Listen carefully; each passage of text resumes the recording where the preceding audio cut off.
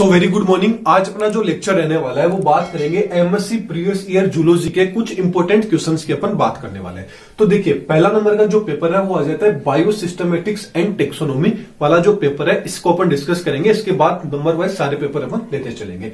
तो देखिए, ये जो पेपर है फर्स्ट नंबर का, इसका पैटर्न आपको पता होगा कि एग्जाम पैटर्न कैसा होता है। टोटल 5 क्वेश्चन होते हैं। फर्स्ट नंबर का जो क्वेश्चन होता है उसके अंदर क्या आते हैं, शॉर्ट नोट आते हैं, मतलब एक एक नंबर के 20 क्वेश्चन आते हैं। सारे पूरा क्वेश्चन होता है वो 20 नंबर का रहता है। फिर जो सेकंड एंड जो थर्ड वाला क्वेश्चन रहता है उसके अंदर क्या रहता है, उसके अंदर आपको शॉर्ट नोट क्वेश्चन आएंगे।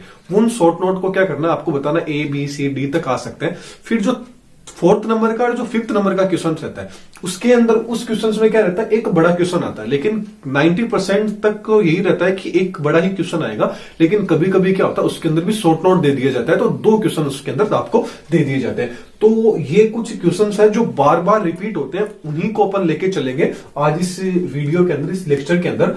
तो बात अपन कर लेते हैं फर्स्ट क्वेश्चन की। देखिए, ये जो क्वेश्चन है इनके नोट्स या अपन बोले बायोसिस्टमेटिक एंड टेक्सोनोमी के नोट्स है वो आपको टेलीग्राम पे मिल जाएंगे, वहां से आप उनको डाउनलोड कर लीजिएगा। ओके, तो बात करते हैं अपन शॉर्ट नोट क्वेश्चंस की। तो पहला आता है जेनेटिक इनकॉम्पेबिलिटी क्या होता है, what is the genetic incompatibility, important question है।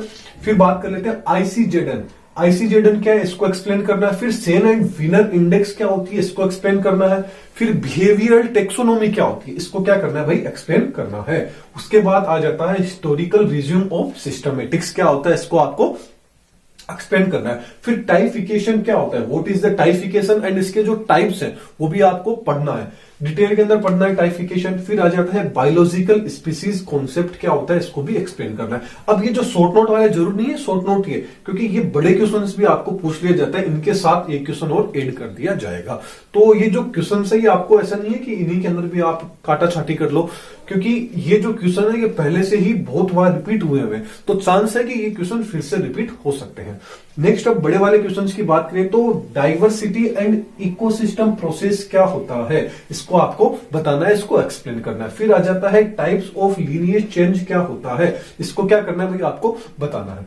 इसके बाद में आ जाता है theories of biological classification. Biology classification की कौन कौन सी थ्योरीज है, उन थ्योरीज को क्या करना है, आपको एक्सप्लेन करना है। फिर आ जाता है रिप्रोडक्टिव आइसोलेशन क्या होता है, एंड आइसोलेटिंग मैकेनिज्म को क्या करना है, आपको एक्सप्लेन करना है। अब रिप्रोडक्टिव आइसोलेशन में भी टाइप्स होते हैं, उन टाइप्स के अंदर से भी आपको एक शॉर्ट नोट क्वेश्चन दिया जा सकता है। फिर आ जाता है टेक्सोनोमिक की क्या होता है, ये बहुत ही इंपॉर्टेंट क्वेश्चन है। व्हाट इज द टेक्सोनोमिक की and different types of taxonomy, कौन कौन सी है अलग अलग टाइप की टेक्सोनोमी कीज, उनको आपको एग्जांपल के थ्रू क्या करना है भाई, आपको एक्सप्लेन करना है। फिर आ जाता है सिस्टमेटिक पब्लिकेशंस क्या होता है, and process of zoological types. Zoological types के क्या मतलब, जूलॉजिकल टाइप्स के क्या प्रोसेस आपको रहती है। फिर आता है ट्रेंड्स ऑफ टेक्सोनोमी, टेक्सोनोमी के क्या ट्रेंड्स है, उनको क्या करना है आपको एक्सप्लेन करना है। नेक्स्ट आ जाता है various method of animal preservation.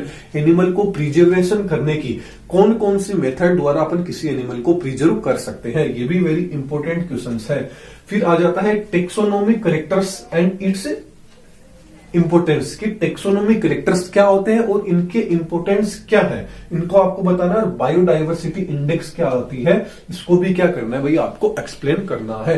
That's clear. तो ये कुछ इंपोर्टेंट क्वेश्चन थे जो हर बार रिपीट होने के इनके क्या रहते हैं, चांस रहते हैं। तो ये वाले जो क्वेश्चन है ये उन बच्चों के लिए है जो क्या है, मतलब बहुत ही अभी तक पढ़ा नहीं हो, या वो चाहते हैं हम सिर्फ पास हो जाए, तो वो इन क्वेश्चंस को पढ़ेंगे तो 100% क्या हो जाएंगे, वो पास हो जाएंगे। एंड जो बच्चे पढ़ लिए हैं, जिन्होंने जो नंबर बहुत ज्यादा लाना चाहते हैं, उनके लिए भी ये क्वेश्चन यूजफुल है। क्यों, अब देखिए आपने पढ़ लिया, अब आप क्या कीजिए, इन क्वेश्चंस को हल करने की कोशिश कीजिए, इनका सोल्यूशन निकालिए। तो एक तरह से आपको बेनिफिट भी मिल जाएगा, दूसरा आपको ये भी पता चल जाएगा कि पेपर में कौन कौन से क्वेश्चन है जो बहुत बार रिपीट होते हैं। तो नेक्स्ट पेपर में अपन फिर मिलेंगे। Thank you.